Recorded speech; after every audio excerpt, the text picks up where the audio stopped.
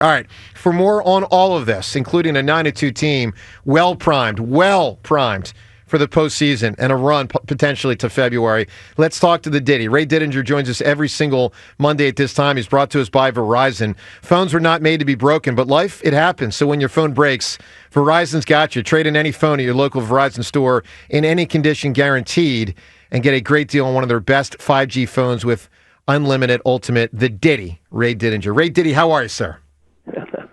I'm doing great, Joe. How are you? How about some of those names, Ray? I mean, OJ, Walter Payton, of course, held the single game record for a long time. Can you put into words this Saquon thing? I mean, you've seen a lot. Can you put into words what you're seeing, what we're seeing? I thought the Merle and Mike did a pretty good job. Pretty good job. Yeah. Pretty good job putting it into words last night in real time. It's historic. It's historic, and it's fun when you're watching it because you're watching history. You're watching something that's out of the ordinary, and you go back to the spring when the signing was announced, and that the Eagles have added. First of all, the Giants have let Saquon Barkley leave, and the Eagles are the team that have signed him, and the reaction around the city, the level of excitement. There was a mixed jury about people asking how much does this guy have left realistically, 27, a lot of wear and tear, et cetera. But I remember looking at it from the other side and recognizing, having seen him play in college and recognizing the unique athlete that he is. And then in my own mind, just juxtaposing that and putting him in the Eagles offense. Take him away from the mess that he was surrounded by in New York. And juxtapose that, a player like that, with that kind of ability and that kind of desire, and now on top of that, something to prove, coming to a team with this kind of offense, running behind this kind of offensive line. I mean, I thought that he would be terrific. I thought he would be a difference maker day one, and he's been all of that. But did I think at this point, Thanksgiving week, we'd be talking about him blowing past Eric Dickerson and Walter Payton and those guys? No, probably not, but damn, it is fun to watch. Yep. Sustainable? I believe it is, Ray. I think the only thing that holds him back is potentially worry about his health. Right.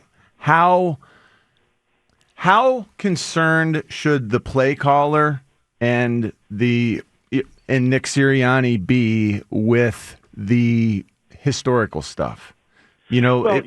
The responsibility as a play caller to give Saquon the opportunity to be the all-time rushing leader, that sort of thing. How do you weigh that, Ray? Right, and that's exactly what that's kind of what I was thinking last night as I was watching what we all were watching, and then what Joe was just saying in the just a couple minutes ago before I came on, listening to him talk about all the stuff that's out there now.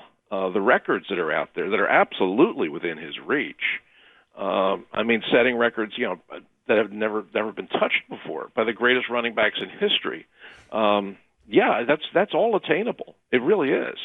But the question is that worth it? Could he break those records? Yeah, he sure could. He's absolutely on pace to do it. But I don't.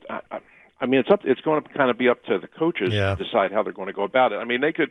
There are a lot of games coming up now, in what's left, where if you're comfortably ahead in the third quarter, you can keep them out there and you can keep them piling up the yards if you want to, But you're not trying to win the Heisman Trophy this year. The idea is to try and win the Super Bowl.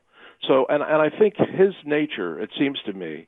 And we've already seen evidence of it this year when there was a game that the Eagles had in hand, and the coaches and Sirianni went to him and said, "Hey, you're this close to a career high. Do you want to?" And no, let the other guys play. This kind of stuff, the records, they don't mean that much to Barkley. They really don't. They really don't. He wants to.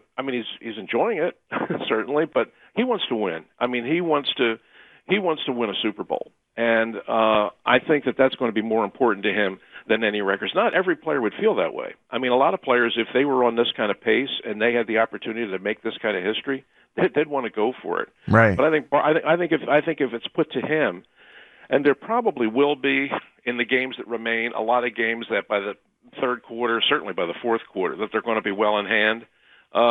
Opportunities for him to pile up a lot of numbers, and the coaches will probably ask him, and he'll probably say no.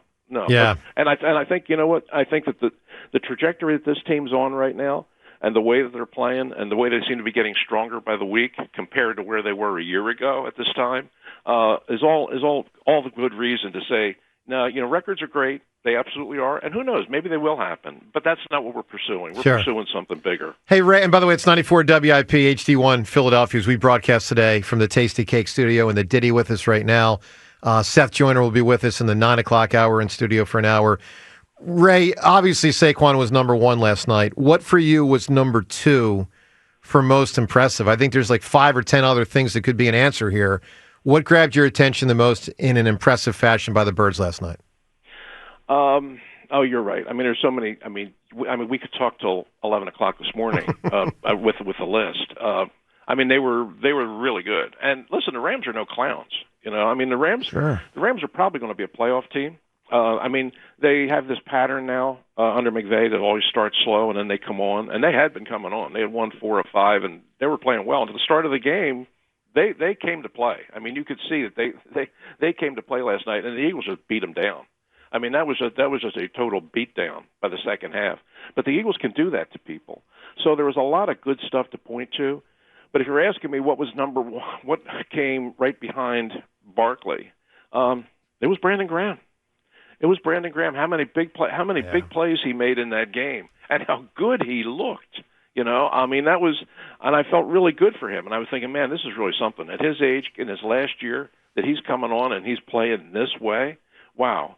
And then comes the only downer to come out of this game is the fact that he suffers this injury that probably ends his season. And it's really sad because last night was a game that, I mean, it was very reminiscent of younger Brandon Graham. I mean, he just turned back the clock last night and he was all over the field. And to lose him now with the way things are going, I mean, it's a shame for him, obviously, because this team has a chance to do big things.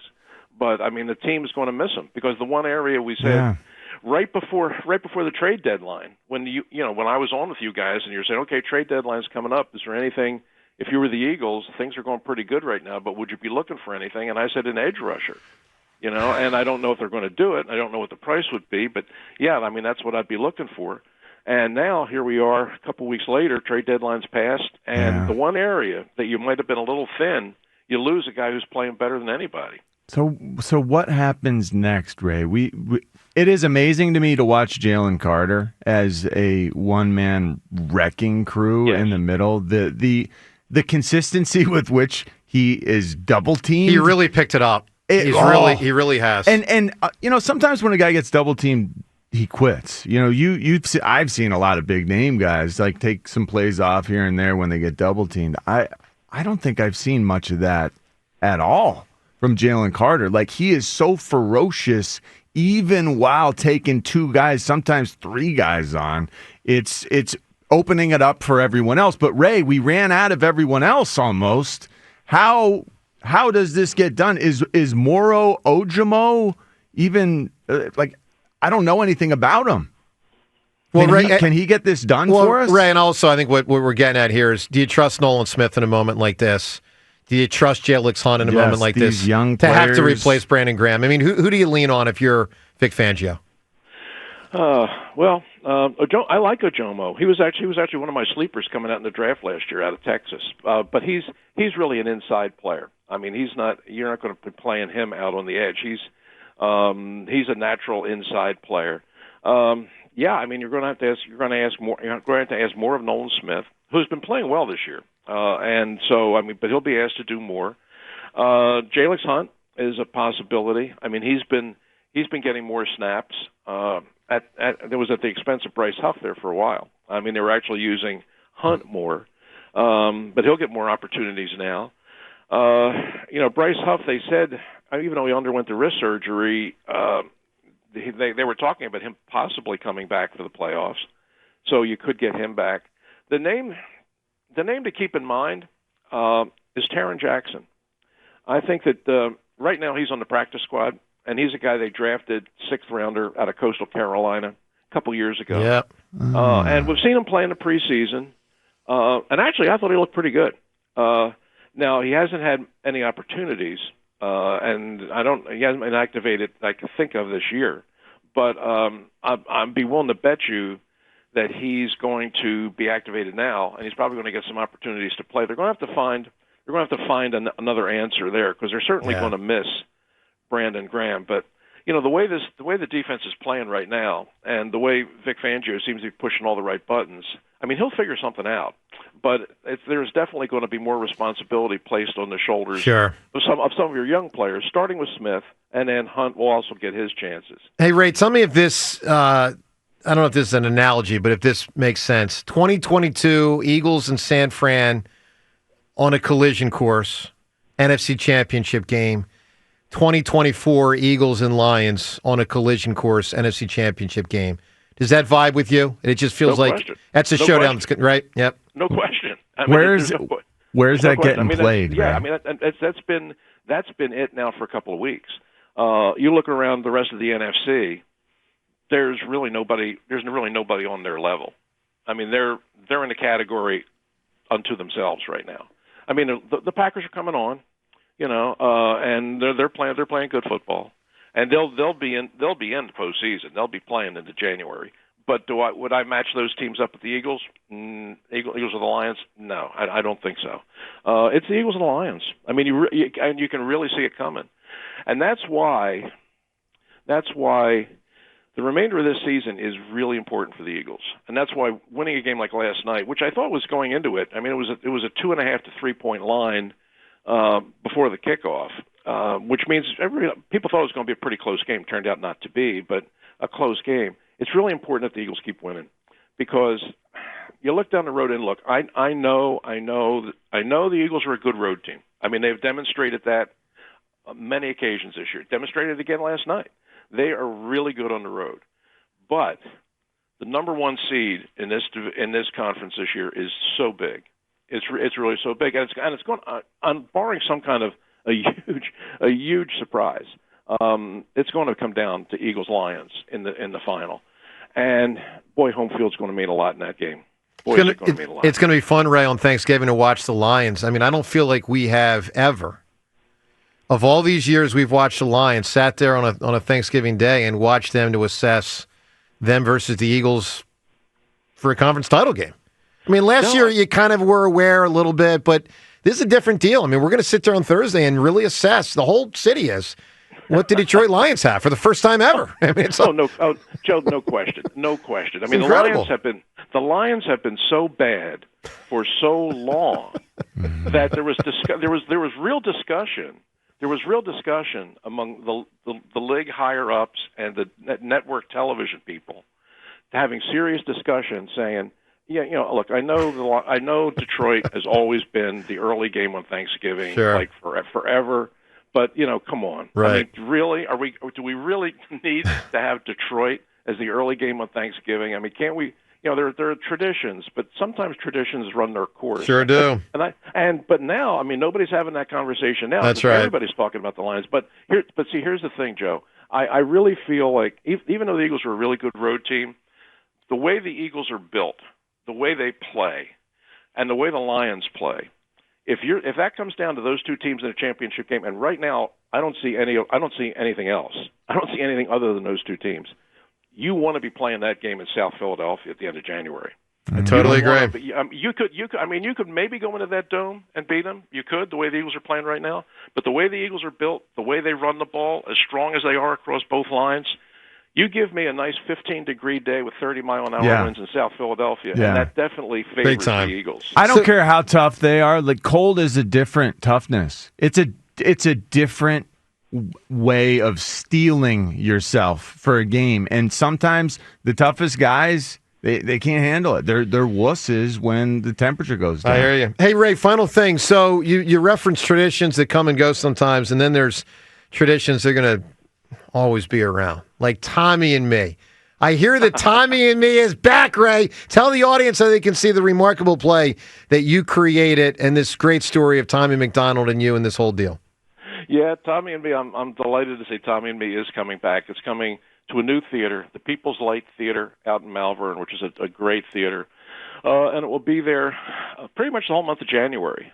We open January the 6th, January the 7th, and run through January the 26th. And tickets are on sale at People's Light. Just go to their website and you can order them now. They make great Christmas gifts. I'd also remind folks that Joe Conklin, Glenn Macnow, and I will once again be doing our Greatest Moments of Philadelphia Sports Show, and this time at the Players Club of Swarthmore on December 13th. Nice. So if you want to come out and see that, and who knows? I mean, we've already done it a couple times, but after last night, we may have to consider adding Saquon Barkley might be bumping the Broad Street Bullies out of the top 10. I love it. We might have to consider that, but that's December 13th at Swarthmore if you want to come out and get the greatest moments of Philly sports. And then in January, Tommy and Me coming to People's Light. I hope you can all make it out. Good stuff. Hey, Ray, to you and your family, have a wonderful Thanksgiving. Thanks for being a massive part of our program every Monday, and we look forward to talking next week. Thank you, Ray. Love it. Take care, guys. Thanks, Happy Ray. Thanksgiving. To you Happy as well. Thanksgiving. All right, there he is, the Diddy. All right, 215-592-9494 to react to all this. Lane Johnson reacted after the game about Saquon, some of what Saquon himself said, plus Sirianni on his message to the team after the game. That and more on the Brandon Graham situation on a busy, but other than the BG situation, wonderful Monday on 94 WIP.